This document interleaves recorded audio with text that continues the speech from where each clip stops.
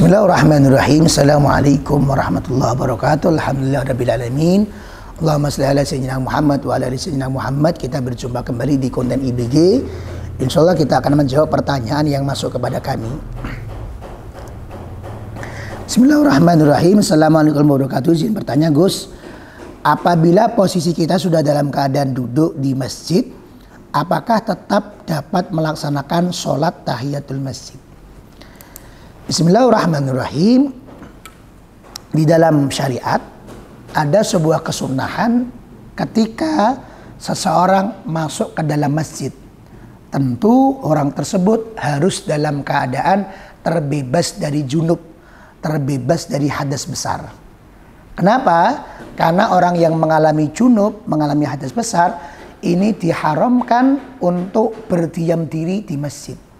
Yuhramu 'alal junubi, diharamkan bagi orang yang junub al-muksu fil masjid, berdiam diri di masjid, sehingga tidak berlaku bagi orang yang junub. Apa kesunahannya? Yaitu bagi siapapun yang masuk ke dalam masjid, maka disunnahkan untuk sholat sunnah 2 rakaat, sebagaimana hadis baginda Nabi Muhammad sallallahu alaihi wa ala alihi wasallam. Nah, karena kita mau sholat, berarti diusahakan masuk masjidnya dalam keadaan berwudu. Apabila kita masuk masjid dalam keadaan tidak berwudu, maka berarti tidak bisa untuk melaksanakan sholat sunnah ini. Nah, apa nama sholat ini? Penamaan sholat ini tidak terjadi di zaman Nabi Muhammad SAW. Jadi yang memberikan nama sholat ini bukan Nabi Muhammad, tapi adalah para ulama. Maka para ulama memahami ketika Nabi Muhammad mengatakan, apabila engkau masuk ke dalam masjid, maka sholatlah 2 rakaat. Sholat apa yang dimaksud? Bukan sholat hajat, karena gak ada hubungannya. Bukan sholat istikharah, bukan sholat duha, karena kanjeng Nabi tidak membatasi waktunya. Sholat apa yang dimaksud? Oh, berarti ini adalah sholat untuk menghormat masjid. Menghormat artinya adalah tahiyat. Menghormat masjid berarti tahiyatul masjid. Nah, kata fikih, kata syariat, sholat sunnah tahiyatul masjid ini sunnah untuk dikerjakan ketika kita masuk ke masjid walaupun berulang-ulang. Contohnya apa? Jam 9 saya masuk ke masjid. Maka ketika masuk, maka kemudian saya sunnah tahiyatul masjid.